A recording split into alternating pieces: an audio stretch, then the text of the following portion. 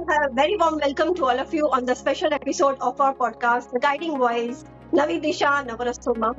હું છું ચંદા અને મિત્રો આજે જે વ્યક્તિ સાથે આપણે મળવાના છે, જે સ્પેશિયલ ગેસ્ટ આપણા પોડકાસ્ટ ઉપર ઉપસ્થિત છે, તેઓ છે મિસ સંગીતા પટેલ. જી હા, તે બહુમુખી પ્રતિભા ધરાવે છે કારણ કે તેઓ પોતે સોશિયલ એક્ટિવિસ્ટ છે, મોટિવેશનલ સ્પીકર છે, ભરતનાટ્યમ ગુરુ છે, જે કલા સૂર્ય ફાઉન્ડેશન હેઠળ ભરતનાટ્યમ નૃત્ય એકેડેમી ચલાવે છે, હેલ્થ કોચ પણ છે અને સૌથી પણ વધારે સેમિનાર્સ બાળકો અને મહિલાઓના આરોગ્ય ઉત્થાન માટે કન્ડક્ટ કરી ચૂક્યા છે.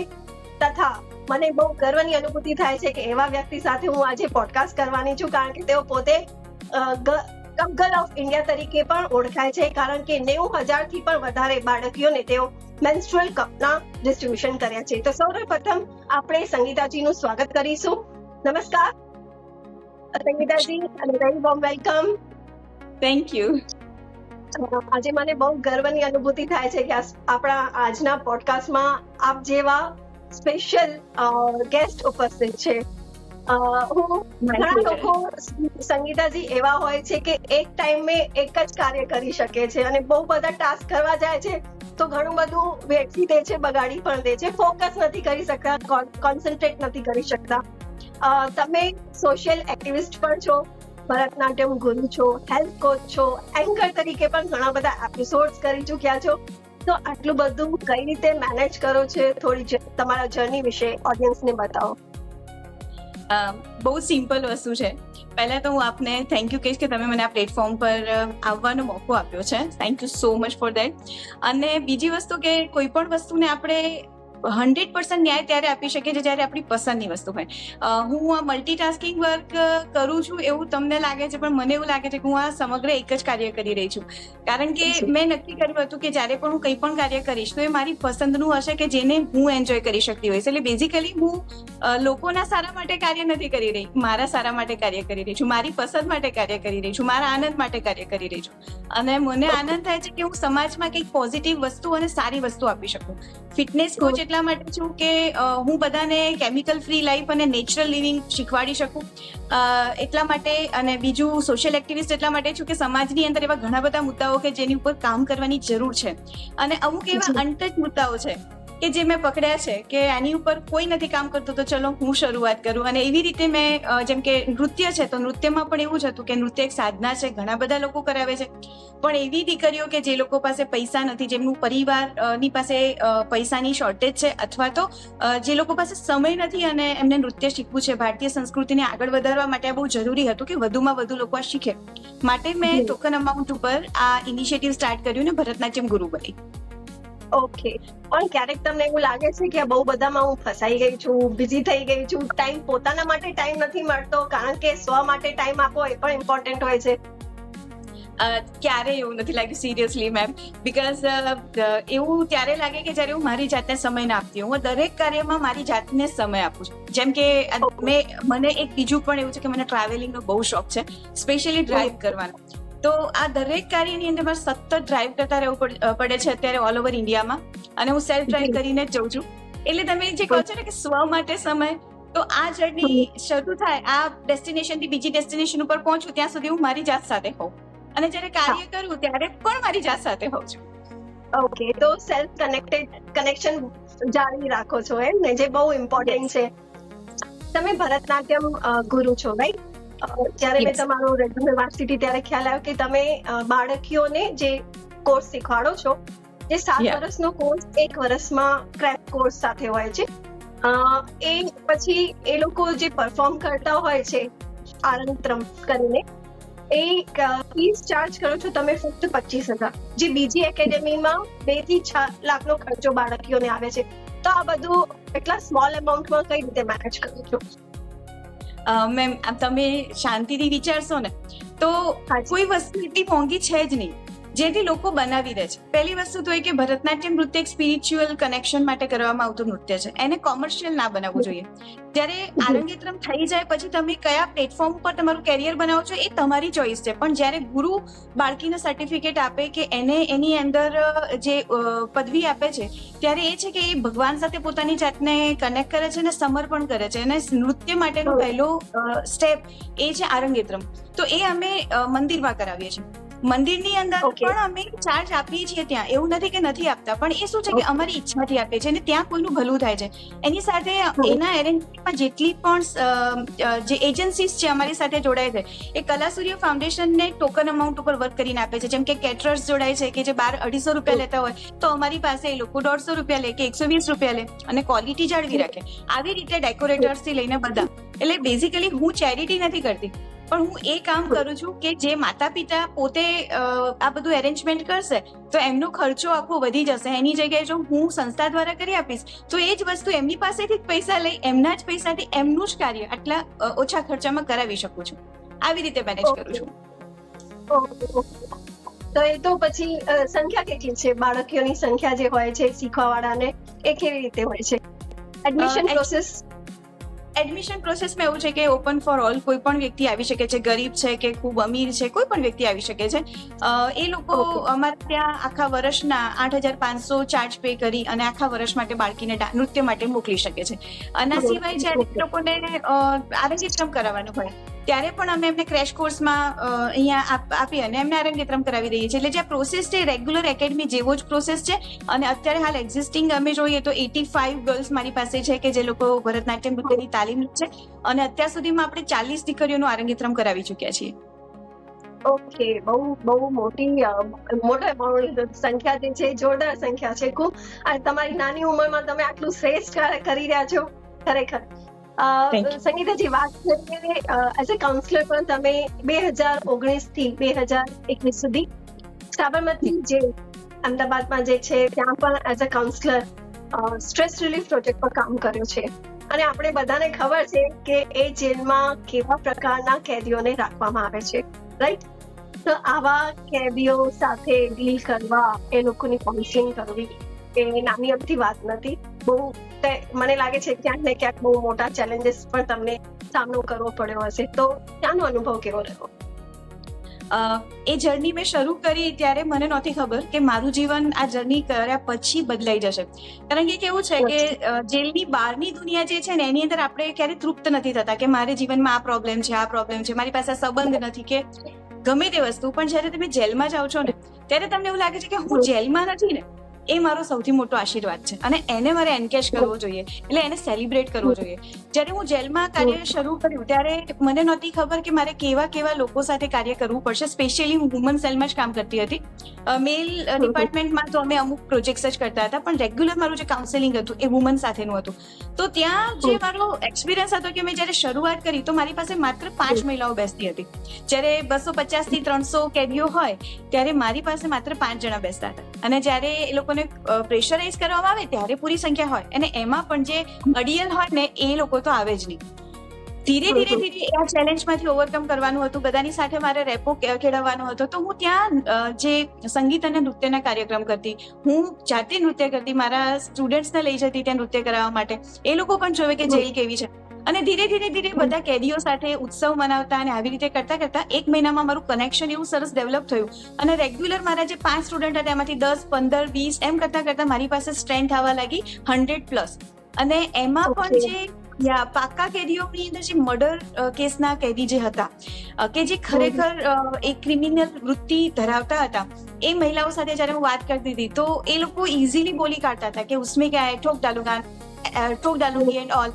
તો એ લોકોને એવું હતું કે એમને જે કર્યું છે એની પર એમને કઈ પછતાવો નહોતો. હવે કાઉન્સેલિંગ ત્યાં કરવાનું આવે કે જ્યારે કોઈ વ્યક્તિ એ એડમિટ કરે કે મને આનો પછતાવો છે અને હું અંદરથી દુઃખી છું, મને આમાંથી બહાર કાઢો. પછી જયારે એ લોકો ઓપન અપ થયા મારી સાથે અને એમને જયારે એમની વાત કરી ત્યારે ખબર પડી કે બહારથી એ લોકો બહુ સ્ટ્રોંગલી એવું બિલીવ કરે છે કે મેં આ કર્યું ખોટું નથી કર્યું, પણ અંદર ખાને ક્યાંક એમને એવું હતું કે કદાચ મેં એ વસ્તુ ભૂલ ના કરી હોત ને તો આજે હું પરિવાર સાથે હોત. અને પછી એમનું કાઉન્સેલિંગ કરી, એમને મેડિટેશન શીખવાડી અને જયારે મેં એમને કામ ડાઉન કર્યા ત્યારે એ જે સતત રડ્યા કરતા હતા, શરૂઆતના 10 સેશનમાં તો એવું જ થતું હતું કે એ લોકોના સતત મેડિટેશનમાં પણ આંસુ આવ્યા કરે.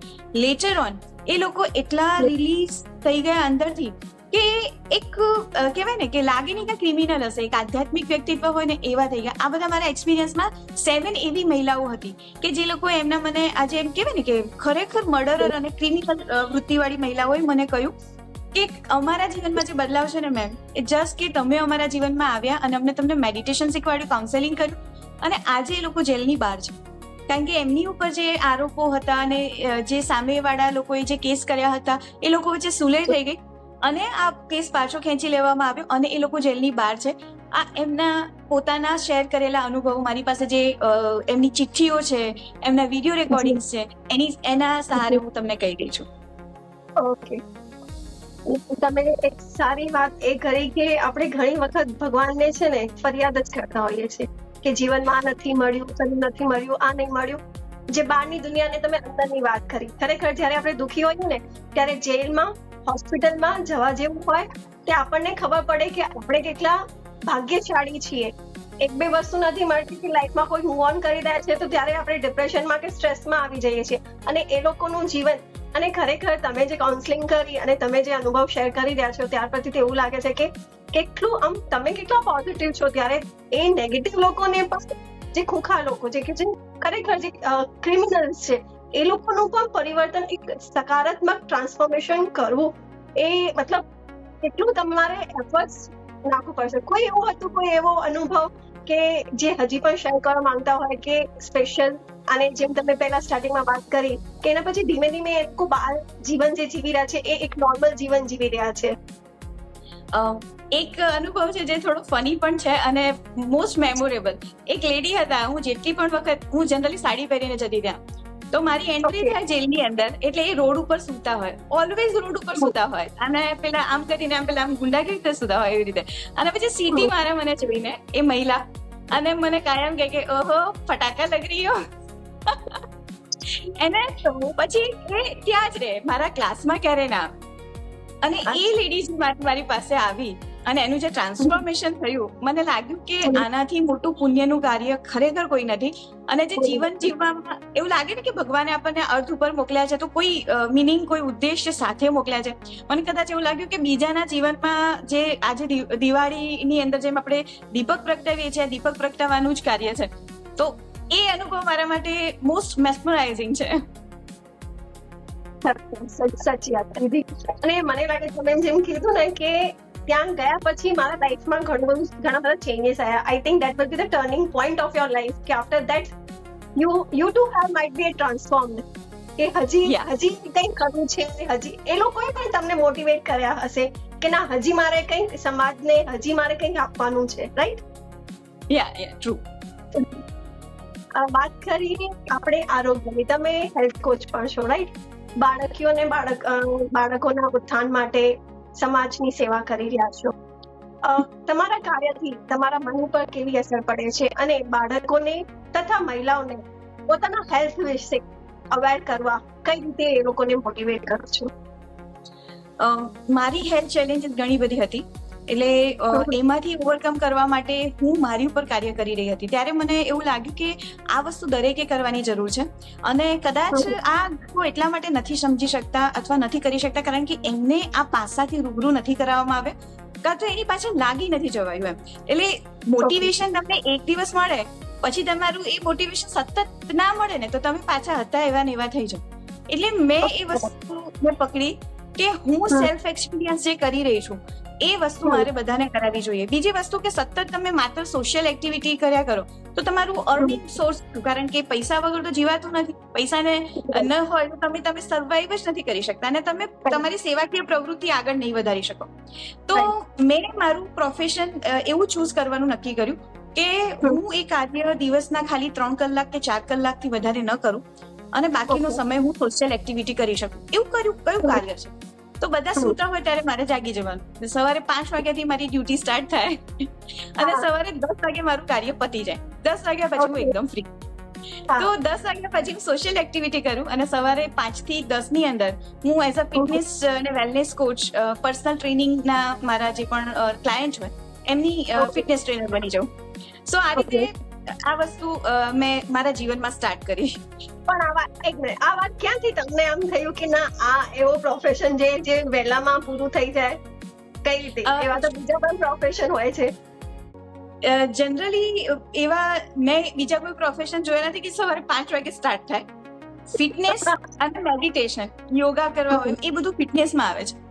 સો એ સિવાય કશું નથી. પહેલા હું મેં કહ્યું એમ એન્કરિંગ આજે પણ કરું છું અને એક્ટિંગ પણ કરતી હતી. હું કોસ્ટ્યુમ ડિઝાઇનર હતી, મારું બુટીક હતું.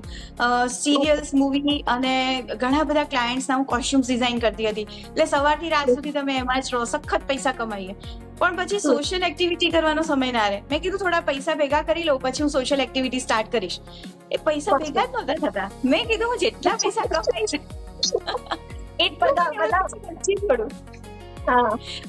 હજી થોડું કમાઈ લઉં એમ.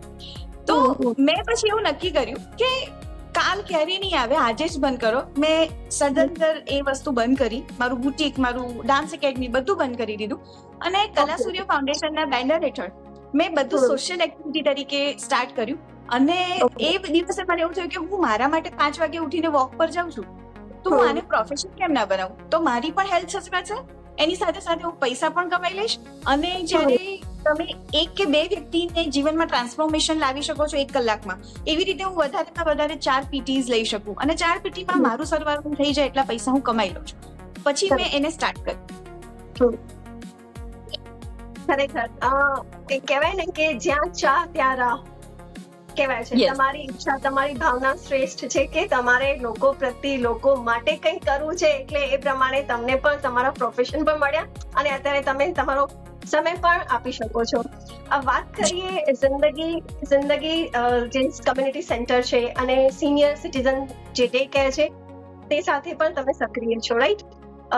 તો એ સમય કેવો છે? વડીલોનો જો હું વાત કરીશ, વડીલોની જે ઉંમર હોય છે, જિંદગીનો એવો પડાવ હોય છે જ્યાં એ લોકોને બિલકુલ જીવન પ્રત્યે કોઈ રસ નથી હોતો. જીવન જીવવાની જે ચાહત હોય છે એ પણ મોટા ભાગે ખતમ થઈ જાય છે. નિરાશા, હતાશા એ બધામાંથી એ લોકો પસાર થતા હોય છે કે બધા ફેસ કરતા હોય છે, ફેસીસ ઓફ ધ લાઈફ. એવા સમયે તમારો રોલ કે એ લોકોને હું જિંદગી પ્રત્યે, જીવન જીવવા પ્રત્યે પ્રેરિત કરું, કયો મંત્ર અપનાવો છો અને કઈ રીતે વડીલો સાથે કાર્ય કરો છો? વડીલોને ખાસ એક જ મંત્ર આપતી હોઉં છું કે તમે વડીલ છો ને ભૂલી જાઓ. તમે બાળક છો એવું માની લો અને મોટા થઈને આ વસ્તુ કરાય કે ના કરાય એનાથી વધારે નવી સ્કિલ શીખવા ઉપર ફોકસ કરો. પોતાની જાતને વધારે હેપી કેવી રીતે રાખી શકશો અને સ્વસ્થ કેવી રીતે રાખી શકશો, બસ આ મંત્ર અપનાવો તો તમે ક્યારેય દુઃખી નહીં થાવ. અને એના માટે એમને મિત્રોની જરૂર પડે, એમને કોઈ ગાઈડની જરૂર પડે. તો એ માટે અમે બીજા જે પણ યુવાનો છે એમને આમાં જોડી અને એમની સાથે મેળવી રહીએ છીએ. એટલે 2 કામ થાય છે. પેલા લોકો પણ જે વડીલો છે એ પણ સરસ જીવે છે અને યુવાનોને મોટિવેશન મળે છે કે મારા ઘરમાં પણ કોઈ માતા પિતા છે જે વૃદ્ધ છે કે જેનું મારે આવી રીતે ધ્યાન રાખવું પડશે. એટલે એક જ કાંકરી 2 શિકાર થઈ જાય છે. એટલે યુવાનોને વડીલો મળી જાય ને વડીલોને યુવાનો અને બાળકો. તમે કીધું વડીલોને હું કહું છું કે વડીલો તમે તમારું ભૂલી જાઓ કે વડીલ છો, સિનિયર છો, પણ બાળક બની જાઓ. વડીલોને કોઈ એવો કોઈ અનુભવ, કારણ કે વડીલોને પણ શું દુઃખ અને નિરાશા, જેમ મેં કીધું, સ્ટ્રેસમાં હોય છે, ડિપ્રેશનમાં હોય છે. પણ વધારે જે મેં જોયું છે તેમના બાળકો સાથે જે થાય છે, જે કડવા અનુભવ થાય છે એમની સાથે થતા હોય છે. એવું કોઈ અનુભવ કે શેર કરવા માંગશો કે બહુ દુઃખી હો અને એને તમે ડિપ્રેશન અને ટેન્શનમાંથી બહાર કાઢ્યા હોય? હું તો મારી પાસે એવી કોઈ ચાવી નથી કે મેં કોઈને ડિપ્રેશનમાંથી બહાર કાઢ્યા હોય, પણ કદાચ મારા સંપર્કમાં આવ્યા પછી એમને એક ભગવાને કંઈક મોટિવેશન કરાવી દીધું હોય અને એમાંથી બહાર આવી ગયા હોય. એક કિસ્સો છે, એક દાદીએ મને એમનો કિસ્સો કહ્યો હતો. આ કિસ્સો મારે તમારી સાથે શેર કરવો છે કે જેનાથી લોકોને ખબર પડે કે આટલી ક્રૂરતા કેમ કરતા હશે. એક દાદી એમના અને દાદી અને દાદા હતા, એ બંને જણા જઈ રહ્યા હતા યાત્રા પર અને ટ્રેનની અંદર દાદા એક્સપાયર થઈ ગયા, કંઈક થયું અને ચાલુ ટ્રેનમાં એ ટ્રેનમાં કોઈએ એમને હેલ્પ નહીં કરી અને એ અહીંયાથી કાશી જઈ રહ્યા હતા અને એ લિટરલી આખી ટ્રેનમાં અહીંયા એમની ડેડ બોડી એમના હાથ ઉપર, પેલા દાદી આખી રાત રડ્યા કર્યું એ ડેડ બોડીને લઈને અને પછી જયારે કાશી પહોંચ્યા અને એમનો અંતિમ સંસ્કાર કરવાનો હતો તો એમનો દીકરો કે દીકરી કોઈ ત્યાં ના પહોંચ્યું અને એમણે એકલાએ ત્યાં એમનો અંતિમ સંસ્કાર કરાવ્યો. ત્યાંથી એ ભારે કહીએ પાછા આવ્યા અને જયારે એ અમદાવાદમાં પાછા આવ્યા ત્યારે એમના દીકરાએ અને એમની વહુએ એમને ઘરમાંથી કાઢી મૂક્યા, એ ઘર પચાવી પાડ્યું, એમની પાસેથી સિગ્નેચર કરાવી લીધા હતા પહેલા. એના પછી એમના દીકરી અને એ લોકોએ પણ એમને સ્વીકાર્યા નહીં અને એ દાદીએ વૃદ્ધાશ્રમમાં સહારો લીધો. વૃદ્ધાશ્રમની અંદર એમને ફાવતું નહોતું કારણ કે એ પહેલેથી બહુ જ પેમ્પર્ડ લાઈફ હોય ને એવી રીતે એમના હસબન્ડ એમને રાખ્યા હતા, એટલે એ બધાની સાથે એડજસ્ટ કરી નહોતા શકતા. એમણે લગભગ 4-5 વૃદ્ધાશ્રમ ચેન્જ કર્યા અને પછી છેવટે એકલા રહેવાનું પસંદ કર્યું અને એકલા રહેતા હતા. અને આ જર્નીમાં હું અલગ અલગ વૃદ્ધાશ્રમ સાથે સંકળાયેલી, એટલે હું ત્યાં બધાને મળવા જઉં, ત્યાં મને આ દાદી મળ્યા અને દાદી જયારે એકલા રહેવાનું સ્ટાર્ટ કર્યું ત્યારે હું એમના ત્યાં રેગ્યુલર વિઝિટ પર જતી હતી, એમને સમજાવતી હતી કે તમારે થોડું બદલાવવું પડશે, તમે એકલા ના રહેશો, 90 વર્ષની ઉંમરે તમે એકલા રહેશો તો તમારું ધ્યાન પણ રાખશે. એમ કરતા કરતા એમણે પછી ફાઇનલી એમના દીકરી અને એમને બંનેને મળાવ્યા, થોડું કાઉન્સેલિંગ કર્યું, પછી એમની દીકરી સાથે રહેવાનું એમણે સ્ટાર્ટ કર્યું.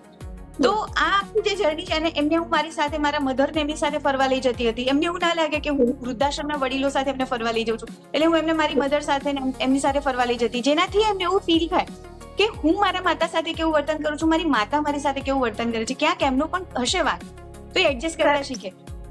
અને આવી રીતે એમને એમની દીકરી સાથે પાછું પુનઃ મિલાપ કરાવી આપ્યો અને એમના દીકરાને મેં કહ્યું કે તમે કહો તો હું લીગલ સ્ટેપ લઉં, પણ એમને કહ્યું કે ના, માવતર કમાવતર થોડી થશે. આ વસ્તુ છે.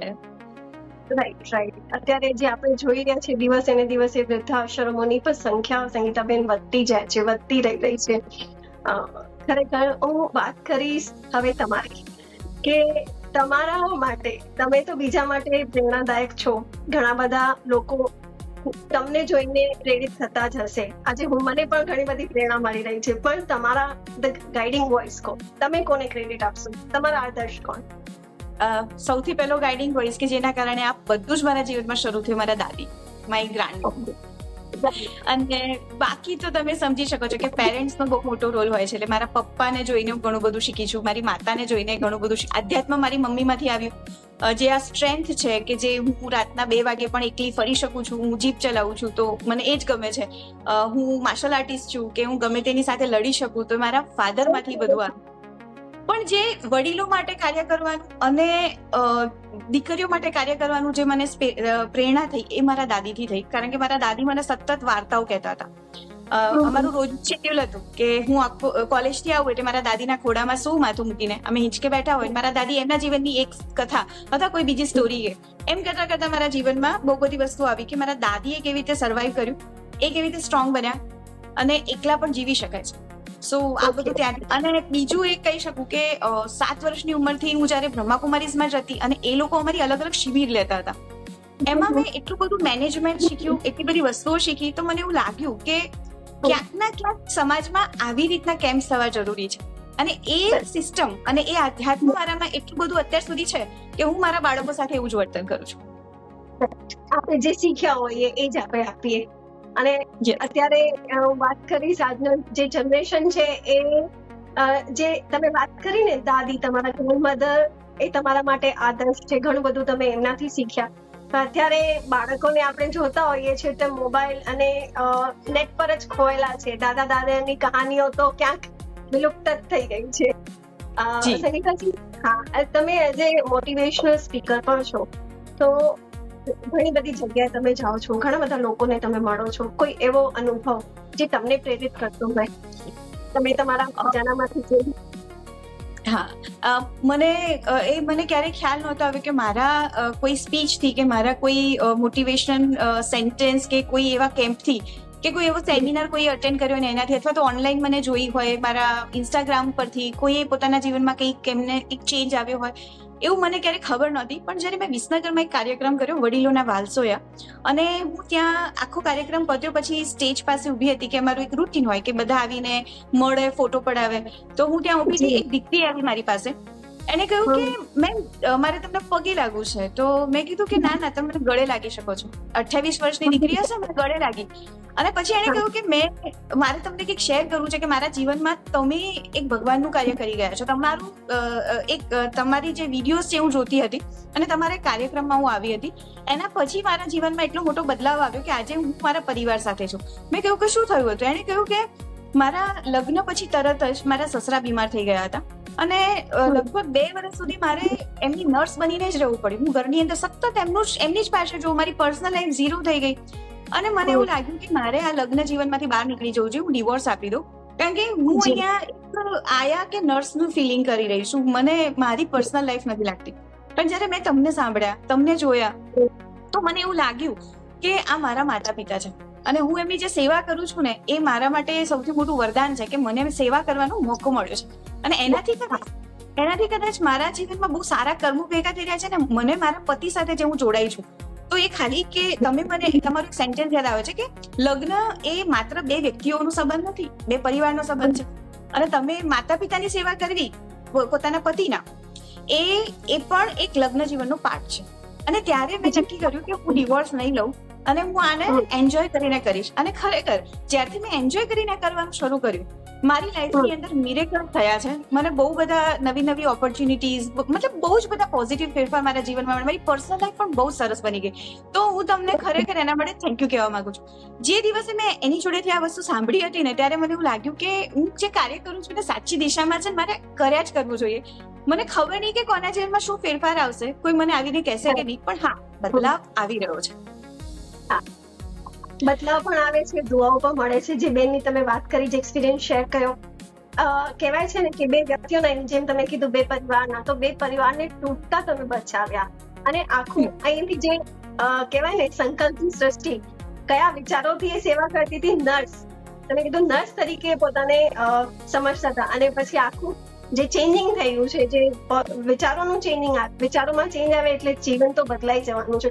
ખરેખર તમે બહુ સરાહનીય કાર્ય કરો છો અને મને નહીં લાગતું 1-2 હજારો લોકોની દુઆઓ તમારી સાથે છે. એટલે તમે હજી પણ એમ આખા પોડકાસ્ટના ટીમ તરફથી પણ હું તમને શુભેચ્છા પાઠવીશ કે હજી પણ તમે આગળ વધતા રહો, તમારા ગોલ પ્રતિ જાગૃત રહો. સંગીતાજી, વાત કરીશ, તમારા ઘણા બધા પ્રોજેક્ટ પર કામ કરે છે. કોઈ એવો પ્રોજેક્ટ તમને લાગ્યો હવે અઘરો છે, હવે અડધામાંથી હવે સાઈડ થઈ જાઓ, મૂકી દઈએ, હવે નહીં થાય, કોઈ એવો પ્રોજેક્ટ, અને પછી તમે તમારા શું કહેવાય ઇનર સ્ટ્રેન્થથી તમે એને ઓવરકમ પણ કર્યા હોય, એવો કોઈ પ્રોજેક્ટ? મારા જેટલા પણ પ્રોજેક્ટ છે બધામાં મને આવું થયું છે, પણ મેજરલી જે પ્રોજેક્ટમાં થયું છે, એમાં એવું છે, પહેલા તો મેન્સ્ટ્રુઅલ કપનો પ્રોજેક્ટ કે જ્યારે મેં શરૂ કર્યો ત્યારે બહુ બધા લોકોએ મને એવું કહ્યું કે આ યોગ્ય નથી, નાની દીકરીઓ માટે યોગ્ય નથી, લોકો સમાજ એક્સેપ્ટ નહીં કરે, તમે ખોટું કાર્ય કરી રહ્યા છો, તમે આને કોલેજમાં જ કરો, તમે આમાં પરણિત સ્ત્રીઓમાં જ કરો. પછી મેં મક્કમ પગલે બાળકીઓમાં શરૂઆત કરી, કારણ કે નાની બાળકીઓમાં મેન્સ્ટ્રુઅલ કપની ખાસ જરૂર છે, કારણ કે એ જ ઉંમર છે કે જ્યારે એ લોકો નથી સમજી શકતા કે હાઇજીન શું છે અને એમને ફ્રીડમથી જીવવું છે. તો એ મેં શરૂઆત કરી ત્યારે એક તો ડોનર્સ નહોતા મળતા કે મારે કેવી રીતે બધાના સુધી કપ, મારે કોઈની પાસે માંગવું પડે, મને ગમે નહીં. એટલે હું ખાલી મેસેજ મૂકી દઉં કે કોઈ હેલ્પ કરવા માંગતું હોય તો આવે, ના આવે તો હું એ પ્રોજેક્ટ પડતો મૂકું. તો મને એવું લાગ્યું કે જો હું આ જ ગતિથી વધીશ ને તો હું દીકરીઓમાં કપ નહીં ડિસ્ટ્રીબ્યુટ કરી શકું, એના કરતા મારે આ વસ્તુ બાજુમાં મૂકી દેવી જોઈએ. પણ મેં એને કન્ટિન્યુઅસ ચાલુ રાખી અને ધીરે ધીરે ભગવાનની દયાથી એ વસ્તુ ડોનર્સ આવતા ગયા અને આ વસ્તુ થતી ગઈ. અને આજે પણ જેમ કે આજે એક પ્રોજેક્ટ મેં મૂક્યો છે કચ્છનો, 2 વર્ષથી ચાલે છે, હજી સુધી મારા પર્યાપ્ત ડોનર નહીં થવાના કારણે હું કચ્છમાં નથી જઈ શકતી, પણ મેં એને બાજુમાં નથી મૂક્યું. એટલે જે પહેલા મારું હતું કે મને મૂકી દેતી હતી કે હવે મારે નથી કરવું, એની જગ્યાએ મેં કહ્યું કે નહીં, થશે, એનો સમય આવશે ત્યારે થશે, પણ હું એને કન્ટિન્યુ રાખીશ. અને ભરતનાટ્યમની અંદર એવું થયું કે જ્યારે તમે કોઈને બહુ જ ઓછી અમાઉન્ટ ઉપર કશું આપો છો તો એ કદાચ એવું કહે છે, એવું વિચારે છે કે આમાં ક્વોલિટી નહીં હોય. તો જી. જે મળે છે ભારતીય જે લોકો છે એ લોકોની એક મેન્ટાલિટી છે, સોરી ટુ સે, પણ એ લોકોને મફતનું બધું લઈ લેવું છે, પણ એની આદર નથી કરવું. અમુક લોકો એનો આદર કરે છે. એટલે મને એક વખત એવું થયું કે હું જે આ ટોકન અમાઉન્ટમાં કરાવું છું ને એ બંધ કરી દઉં જી. અને પ્રોફેશનલી કરું. પછી જી. મેં એવું વિચાર્યું કે નહીં, બંને વસ્તુ ચાલુ રાખ. એટલે પછી મેં જે ટોકન અમાઉન્ટમાં કરતી હતી એની સાથે મેં એક રેગ્યુલર કોર્સ ઇન્ટ્રોડ્યુસ કર્યો કે જો તમને રેગ્યુલર આરંગેત્રમ કરવા છે અને તમને 6 લાખ 7 લાખ 10 લાખ જે બી ખર્ચો કરવો છે અને તમારે ઓડિટોરિયમમાં કરાવવું છે તો એ પણ હું કરાવી આપીશ. અને ટેમ્પલ વાળું જે અમારું ઇનિશિયેટિવ છે એમાં પણ હું તમને કરાવી આપીશ. તમને જેમાં ઓપન ફોર ઓલ, પણ ફી સ્ટ્રક્ચર મેં મારું બદલ્યું નહીં અને આ રીતે એક નવું કોર્સ ઇન્ટ્રોડ્યુસ કર્યો અને આવી રીતે એનાથી ઓવરકમ થઈ. ઓકે. આ જે વિતરણ જે તમે કરી રહ્યા છો મેન્સ્ટ્રુઅલ કપનું, એ પ્રોજેક્ટ વિશે થોડો ઓડિયન્સને જણાવશો? કારણ કે ઘણી બધી બાળકીઓ, જેમ તમે કીધું, હાઇજીન વિશે ભલે આજે ઘણું બધું આપણને આપણા વડીલો સમજાવે છે, બતાવે છે, ટીવી ન્યૂઝપેપર બધામાં આવે છે, છતાંય હજી પણ કેટલી બધી બાળકીઓ છે જેની સમજ ના હોય કે કઈ રીતે આપણે આ પીરિયડ્સ દરમિયાન હાઇજીન જે ઇમ્પોર્ટન્ટ ફેક્ટર છે એને મેન્ટેન કરવા. સૌથી પહેલા તો આપણે પર્યાવરણ પ્રેમી બનીએ અને પોતાની જાતનું ધ્યાન રાખીએ. આ બે વસ્તુનું જો ઇમ્પ્લિમેન્ટ કરવાનું હોય તો પર્યાવરણ પ્રેમી બનવા માટે ખાલી વૃક્ષો વાવવા એ જરૂરી નથી, પણ વૃક્ષો કપાતા પણ અટકાવવા અને જે આપણે પ્લાસ્ટિક ને બધું યુઝ કરીએ છીએ કે જેનાથી પર્યાવરણ અને જે આ પૃથ્વી ઉપર જે આઈ કેન સે ન્યુસન્સ ફેલાય છે, જે ટોક્સિસિટી આપણે વધારી રહ્યા છીએ એને ઓછી કરીએ. તો સેનેટરી પેડ્સ ને 500 થી 800 વર્ષ સુધી ડિગ્રેડ નથી થતા, આપણે યુઝ કરીને ફેંકીએ છીએ. અને જે પણ દીકરી સેનેટરી પેડ વાપરે છે આજની લાઈફસ્ટાઈલમાં તમે જુઓ તો 8 થી 12 કલાક તો ઇઝીલી એને એક સેનેટરી પેડ સતત વાપર્યા કરે છે. એના કારણે ઇન્ફર્ટિલિટીના ઇસ્યુ થાય છે અને જે યુટીઆઈના ઇસ્યુ છે, જે વર્જાઇનલ ટ્રેકના ઇન્ફેક્શનના ઇસ્યુ છે, એ બધા જ માત્ર ને માત્ર સેનેટરી પેડનો ઓવરટાઈમ યુઝ છે એના કારણે થાય છે. તો એ એમને નથી ખબર, તો હું એમને સાયન્ટિફિકલી મેડિકલી એ વસ્તુને સમજાવું છું અને કહું છું કે જો તમારે જે મેન્સ્ટ્રુઅલ કપ ના વાપરવું હોય તો ના વાપરશો, પણ જે સેનેટરી પેડ છે એને જો તમે વાપરશો તો 3 કલાક કે 4 કલાક મેક્સિમમ, એનાથી વધારે નહીં વાપરવાનું અને એને ડિસ્ટ્રોય કરી દેવાનું. પણ જો એ 500 થી 800 વર્ષ સુધી ડિગ્રેડ નથી થતા તો તમે તમારું કોન્ટ્રીબ્યુશન એવું આપો કે તમે જે વસ્તુને like continuously again and again reuse કરી શકો એવી વસ્તુ વાપરો. તો એવી વસ્તુ શું છે? તો મેન્સ્ટ્રુઅલ કપ છે. એના 2 ફાયદા છે. એક તો તમે પર્યાવરણને રક્ષણ આપશો કારણ કે એક કપ 10 વર્ષ ચાલે છે અને ઇકોનોમિકલ છે, એટલે તમારું ફાઇનાન્શિયલ બર્ડન ઓછું થઈ જાય છે. બીજી વસ્તુ એ થાય છે કે તમે તમારા જે પણ ઇન્ફેક્શન ને હેલ્થના રિલેટેડ લોંગ જર્નીમાં જે ઇન્ફેક્શન્સ થાય એનાથી ઇન્ફર્ટિલિટી આવી જાય, બ્લોકેજીસ થઈ જાય, એનાથી તમને છુટકારો મળશે. પ્લસ તમારા હોર્મોન્સ ઇમ્બેલેન્સ નહીં થાય. બીકોઝ જ્યારે તમે ચીડચીડિયા થાવ છો, તમને કન્ટિન્યુઅસલી ન ગમતી વસ્તુ થતી હોય તમારી સાથે, તો તમારા હોર્મોન્સ બદલાય છે, એ નહીં બદલાય. તો તમે મેન્સ્ટ્રુઅલ કપ વાપરો તો તમને આ 2 ફાયદા થશે. હવે મેન્સ્ટ્રુઅલ કપ એટલા માટે તમે નથી વાપરતા, એટલે બીજી દીકરીઓ નથી વાપરતી કારણ કે એ લોકોને નથી ખબર કે આના જેટલું સેફ કશું નથી, કારણ કે એને શરીરની અંદર ઇન્સર્ટ કરવાનું છે. તો એ લોકોને ક્યાંક ના ક્યાંક એવો ડર છે કે આ મારી અંદર જઈ અને બોડીમાં જતો રહેશે, ખોવાઈ જશે અથવા મારા શરીરને નુકસાન કરશે. અગેન આ પ્લાસ્ટિક જ છે.